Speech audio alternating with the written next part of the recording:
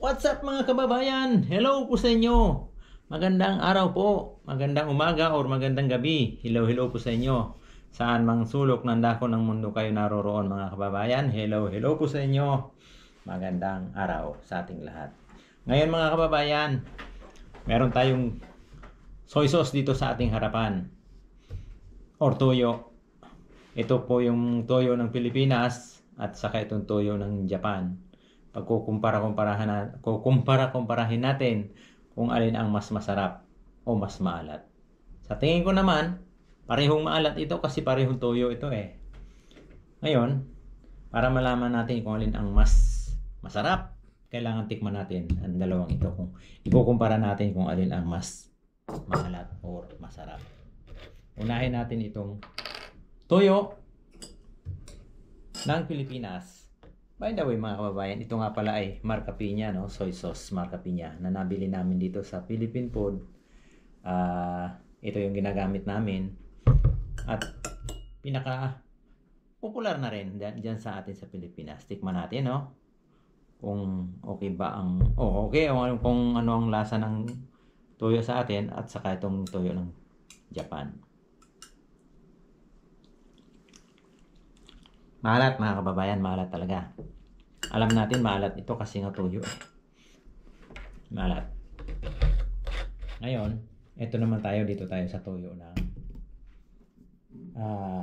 Japan. Kanji mga kababayan, hindi ko mabasa kaya pero meron naman siyang romanji nakasulat dito. Raw soy sauce.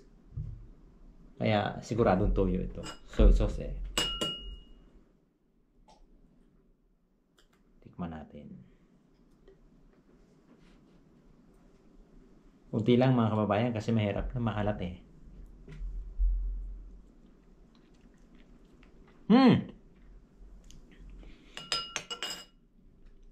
Maalat yung toyo natin sa Pilipinas mga kababayan. Kumpara dito sa toyo ng Japan, medyo manamis-namis ng konti. May pagkaparang patis na matamis-namis ng konti. Kumpara dito sa atin, maalat. Maalat pala itong soy sauce natin sa Pilipinas. Marca Piña soy sauce. Pero ganun naman, masarap naman. Ganito, para malaman natin kung alin ang mas okay. Meron tayo dito ulam na tilapia. Tikman natin. Paksiw to mga kababayan, paksiw na tilapia. Try natin dito sa sa toyo natin sa Pilipinas. Kung alin ang mas naparami. Toyo ng Pilipinas. Alam ko na lasa nito eh. Pero kailangan maikumpara natin dito sa Japanese soy sauce.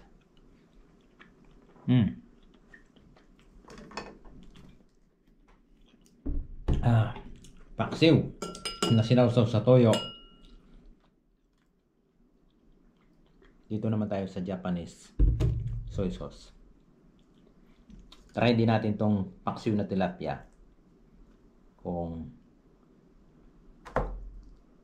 maayos ba ang lasa?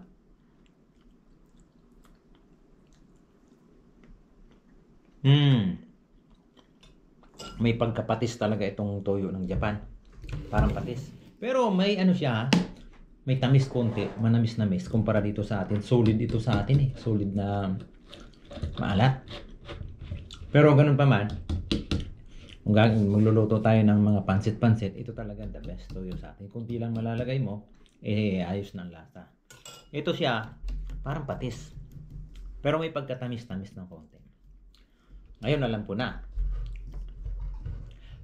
Ang toyo sa atin, masarap. Toyo sa Japan, masarap din. Kaya, para sa akin, okay naman pareho kahit alin ang gamitin natin dito. At may natutunan ba tayo sa ganitong klaseng vlog? Ay, kahit pa paano naman siguro, ngayon nalaman na natin na maalat talaga ito toyo sa atin. At ito naman, maalat din naman, may konting tamis lang at may pagkapatis. So, yan lang mga kababayan. At maraming salamat sa panonood dito sa aking vlog. Munting vlog ngayong araw. Kita-kits sa mga susunod na vlog natin na pagkukumpara-kumpara natin yung mga sangkap o mga panimpla dito sa bansang Japan at sa atin dyan sa Pilipinas. See you on the next vlog. Maraming salamat po. Ingat and God bless. Bye bye.